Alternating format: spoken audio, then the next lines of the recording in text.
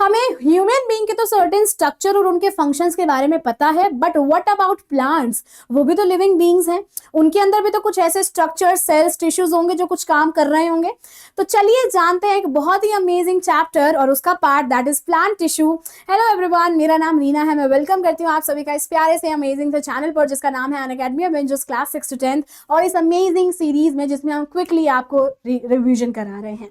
ठीक है, तो सबसे पहले जानते हैं बच्चा टिश्यू क्या होता है। टीम वर्क हम सब ने सुना है बहुत ही अमेजिंग होता है, तो सिमिलरली टिश्यू में भी आपको कुछ सर्टेन ग्रुप ऑफ सेल्स दिख रहे हैं जो सिमिलर स्ट्रक्चर के हो सकते हैं और मिलकर काम कर रहे हैं एक स्पेसिफिक फंक्शन को परफॉर्म करने के लिए। अब टिश्यूज की रिक्वायरमेंट क्यों होती है मल्टी सेलुलर ऑर्गेनिज्म में?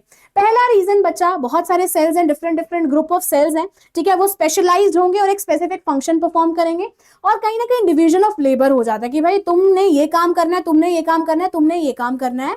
जैसे अगर मैं एग्जांपल दूं बच्चों, तो आपको वेस्कुलर बंडल्स मतलब वो ट्यूब और पाइप लाइक स्ट्रक्चर्स प्लांट्स में पता है। जो जाइलम है वो वाटर का कंडक्शन करता है, और अगर फ्लोएम है तो वो फूड का कंडक्शन यानी कि ट्रांसपोर्टेशन के लिए रिस्पॉन्सिबल है। ठीक है, अब हमने इसको टिश्यूज को कितने कैटेगरीज में क्लासिफाई किया है, तो हमने डिवाइडिंग बेसिस पर, मतलब सेल्स कैसे डिवाइड कर रहे हैं उसके बेसिस पर, डिवाइडिंग कैपेसिटी पर हमने दो कैटेगरीज में से क्लासिफाई किया है। सबसे पहला बच्चा मेरिस्टेमेटिक टिश्यू, दूसरा आपको देखने को मिल रहा है परमानेंट टिश्यू। ठीक है, मेरिस्टेमेटिक टिश्यू बच्चों यहां पर इसे ग्रोइंग टिश्यू भी कहा जाता है। रैपिडली एक्टिवली ग्रोथ देखने को मिलते हैं, मतलब सेल्स यहां पर कॉन्टिन्यूसली क्विकली डिवाइड करते हैं। ओके, स्पेसिफिक रीजन्स में आपको 100% देखने को मिलेगा। दूसरा बच्चा, ये परमानेंट जो टिश्यू होते हैं ये स्पेशलाइज्ड हैं। ठीक है, क्यों? क्योंकि ये अपनी एबिलिटी खो चुके हैं, अब ये डिवाइड नहीं हो रहे हैं और कहीं ना कहीं ये मेरिस्टेमेटिक टिश्यू से ही बनकर आए हैं। अब ये कहेंगे भैया हमने जितना होना था हम हो गए हैं, हम हमें कुछ काम दे दो, हमने जीवन में कुछ रोल निभाना है। ठीक है, तो ये क्या होंगे बच्चा? ऐसे पर्टिकुलर सेल हैं जो कि मैच्योर हो गए, मेरिस्टेमेटिक टिश्यू से ही बनकर आए थे और डिवाइड नहीं करेंगे।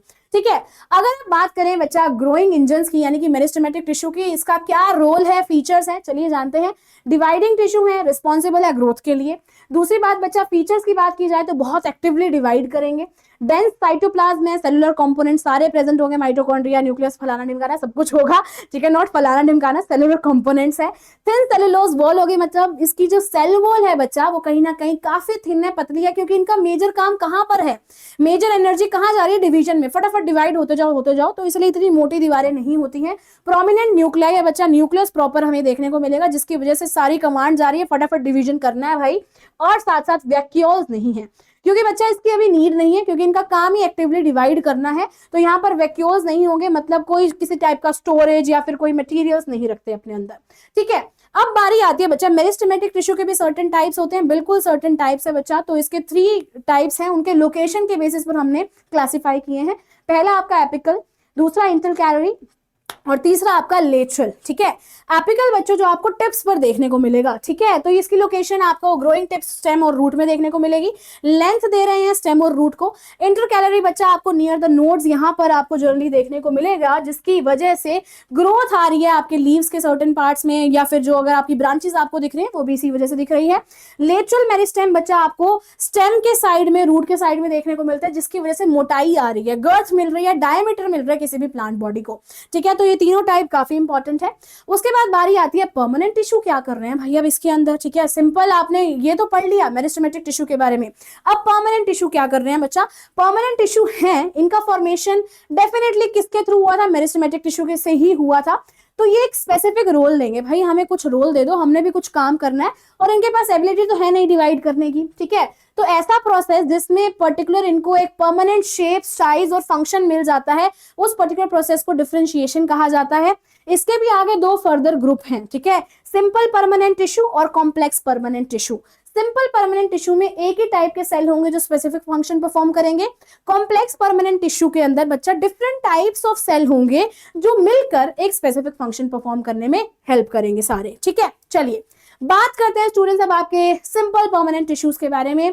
तो इसमें एक ही टाइप का सेल होगा और बेसिक स्ट्रक्चर स्टोरेज सपोर्ट के लिए रिस्पॉन्सिबल होगा। इसके टाइप्स हैं आगे, पैरेन्काइमा, कोलेनकाइमा, स्क्लेरेन्काइमा। पैरेन्काइमा आपका स्टोरेज पैकेजिंग टिश्यूज है, कोलेनकाइमा आपका फ्लेक्सिबल सपोर्ट प्रोवाइड करता है, स्क्लेरेन्काइमा हार्डनिंग, ठीक है, मजबूती देता है किसी भी प्लांट बॉडी को। तो चलिए समझते हैं पैरेन्काइमा को, जो कि एक ऑल राउंडर है, ठीक है। यहाँ पर आपको अनस्पेशलाइज्ड लिविंग सेल्स देखने को मिलेंगे, थिन सेल वॉल्स होंगी बच्चा, और कहीं ना कहीं लार्ज इंटरसेलुलर स्पेसिस हैं। साथ में फंक्शंस की बात की जाए तो जनरली स्टोर करते हैं फूड को और पैकेजिंग टिश्यू की तरह एक्ट करते हैं, ठीक है। कॉलनकाइमा तब बनेंगे ये, इसके भी फर्दर टाइप है, अगर इनके पास क्लोरोफिल हुआ तो ये फोटोसिंथेसिस में रोल प्ले करेंगे। एरेनकाइमा तब होंगे बच्चा एक्वेटिक प्लांट्स में, बहुत बार कई बार लार्ज एयर कैविटीज की रिक्वायरमेंट होती है, जिसकी वजह से क्या कर सकते हैं, प्लांट बॉडी फ्लोट कर पा रही है, तो हमें एक्वेटिक प्लांट्स के अंदर एरेनकाइमा देखने को मिलता है, तो जो कि आपका पैरेन्काइमा का ही टाइप है, ठीक है।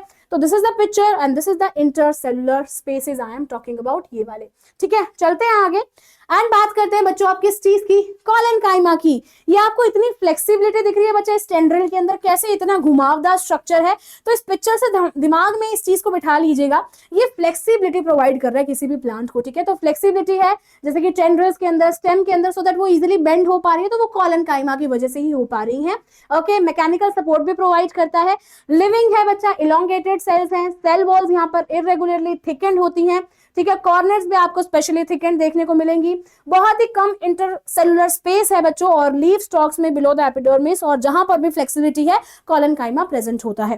स्क्लेरेनकाइमा की अगर मैं बात करूं बच्चा, तो देख रहे हो इस पर्टिकुलर पिक्चर को, इतना हार्ड स्ट्रक्चर यहाँ पर दिख रहा है, यानी कि पूरा नारियल लगा दिया है मैंने, ठीक है। तो समझ तो गए होंगे किसी भी प्लांट को हार्ड और स्टिफ बनाता है कौन, स्क्लेरेनकाइमा, ठीक है। सिग्निफिकेंट इसकी इंपॉर्टेंट है, मैकेनिकल स्ट्रेंथ प्रोवाइड करता है, long narrow dead cells present होते हैं, साथ साथ वॉल्स यहाँ पर हेवीली थिकेंड होते हैं, काफी मजबूत दीवारें, सेल वॉल मजबूत होती है लिग्निन की वजह से बच्चा। लिग्निन एक सीमेंटिंग मटेरियल है, ऑब्वियसली केमिकल सब्सटेंस है, जैसे आपके घर की दीवारों में सीमेंट है ना जिससे मजबूती आती है, ऐसे लिग्निन की वजह से प्लांट बॉडी में मजबूती आती है, वो स्ट्रेंथ आती है, वो कड़कनेस आती है, ठीक है।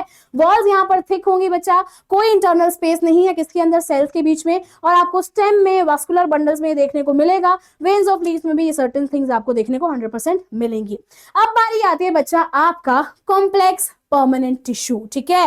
सुपर हाईवे की बात की जा रही है, मतलब रास्ता है, ठीक है। वेस्कुलर बंडल की बात की जा रही है बच्चा, तो ये आपका सिंपली कॉम्प्लेक्स क्यों है, क्योंकि more than one type of cell से बना हुआ है।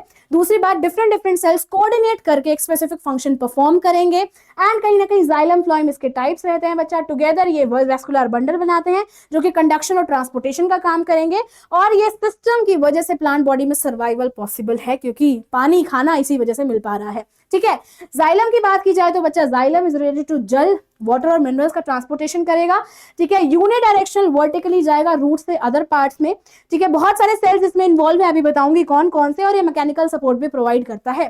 फ्लोएम की बात की जाए बच्चा, तो फूड, फॉर फ्लोएम ऊपर नीचे दोनों डायरेक्शन में ट्रांसपोर्ट करेगा, लीफ से हर पार्ट तक, डायरेक्शन इसकी ऊपर नीचे है, स्ट्रक्चर बहुत सारे हैं, और अदर फंक्शंस में कहीं ना कहीं इतना इसका सपोर्ट करने का फंक्शन नहीं है।